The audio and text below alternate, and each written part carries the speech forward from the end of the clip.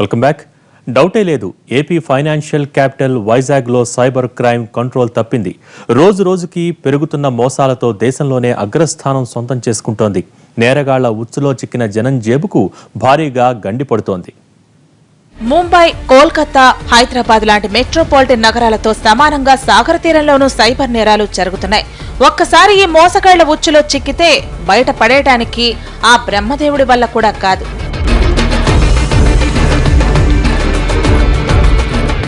సంపాదించిన సొమ్మంతా హైటెక్ నేరగాళ్ల చేతుల్లో పోస్తున్నారు.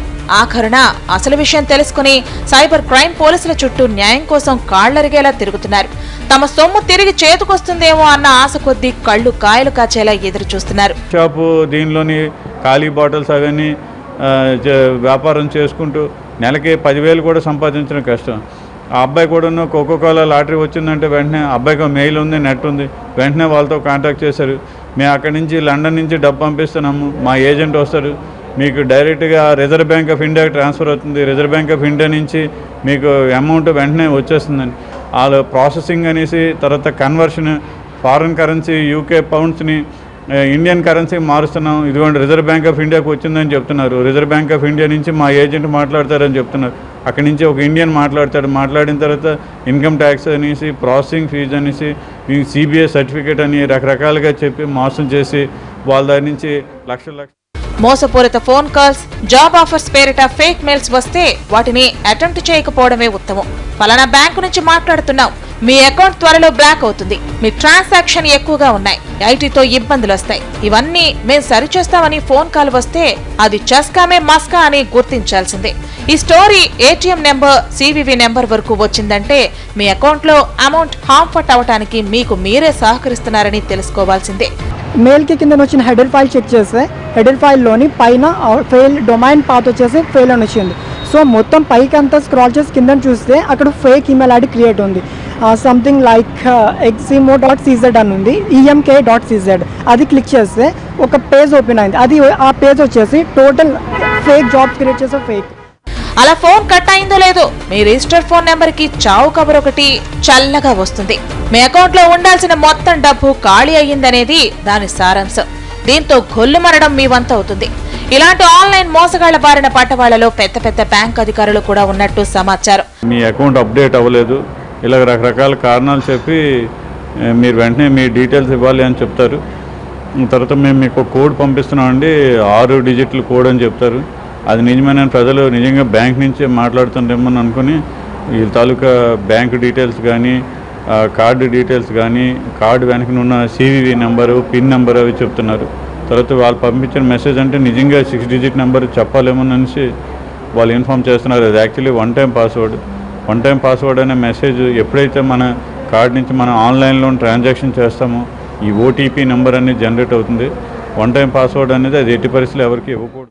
సైబర్ నేరగాళ్ల బారిన పడి మోసపోతున్న బాధితుల సంఖ్య వైజాగ్ లో రాను పెరుగుతోంది. ఈ కేడుగాళ్ల దెబ్బకు కుదేలైపోతున్న వాళ్లలో బడుగు జీవుల నుంచి బడాబాబుల వరకు ఉన్నారు. వీళ్ళందరినీ నెట్టింటూ ముంచుతున్నది అందమైన ప్రకటనలే, ఆశల పల్లకిలో ఊరేగేలా చేసే బంపర్ ఆఫర్లే. బ్యాంక్ అన్ని రకాల పిన్లు, పాస్వర్డ్లు అతి జాగ్రత్తలు తీసుకొని ఎక్కడ ఎటువంటి సైబర్ క్రైమ్ జరగకుండా చూస్తున్నారు. కొంతమందిని ఫోన్లు చేసేసి మీ అకౌంట్లో, మా అకౌంట్లో డబ్బులు కట్టండి, మీకు ఈ ఎక్విప్మెంట్ సబ్మిట్ చేస్తాం అవన్నీ ల్యూర్ చేస్తున్నారు. వాటిలో మాత్రం చాలామంది మోసపోతున్నారు. అటువంటి వాటిలో జాగ్రత్తగా ఉండండి. రిలయబుల్ కంపెనీస్ వాళ్ళకి మాత్రమే వాళ్ళతో డీలింగ్ పెట్టుకోవాల్సి. చూడటానికి ఎంతో ఆకర్షణీయంగా ఉండే ఈ సంక్షిప్త సందేశాల ఊబిలో చిక్కి ఒంటి మీదున్న బంగారం, బ్యాంక్ బ్యాలెన్సులు వదలగొట్టుకున్న వాళ్లు వందలు వేలల్లో ఉన్నారంటే అతిశయోక్తి కాదు. చారిటబుల్ సంస్థల పేరిట యుఎస్, యూకే లాంటి దేశాల్లో ఫండ్స్ ఇప్పిస్తామని నమ్మబలికే మోసం మరొక రకం. మీ ఇండియన్ కల్చర్ నచ్చిందని పెళ్లి చేసుకుంటామని వలపు వల విసిరే నయవంచకులది ఇంకో రకం మోసం. ఇటీవల కౌన్ బనేగా కరోడ్పతి పేరిట వచ్చిన ప్రకటన చూసి ఓ యువతి లక్షల రూపాయలు పోగొట్టుకుంది. ఇదో రకం ఫ్రాడ్.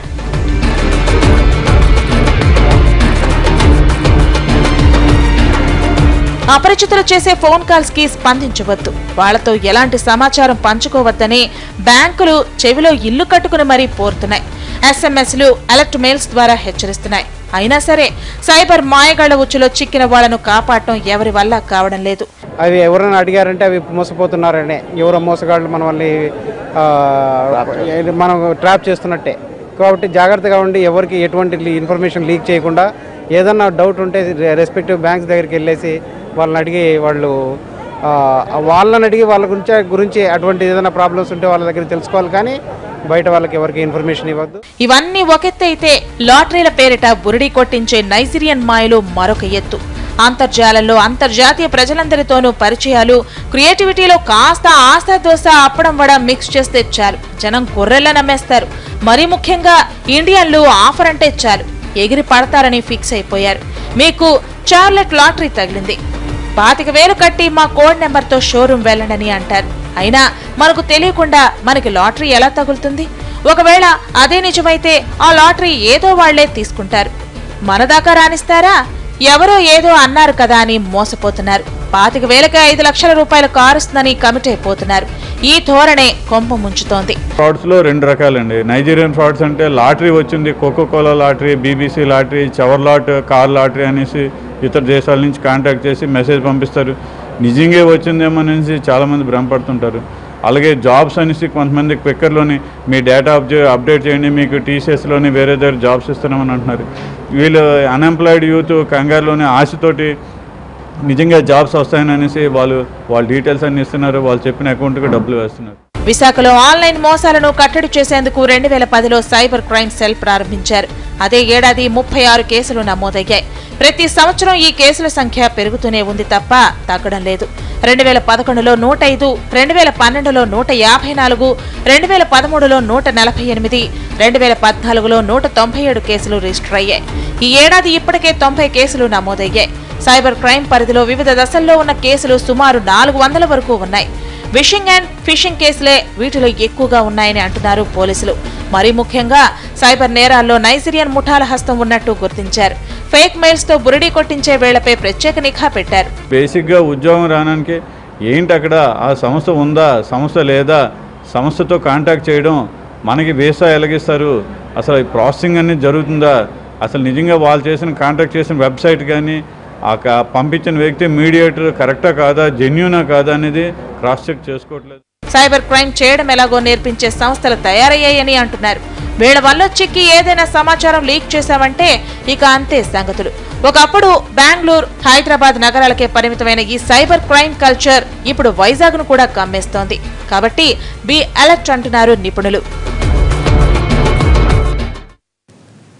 ఇది సైబర్ క్రైమ్ పై స్పెషల్ ఫోకస్. నమస్తే.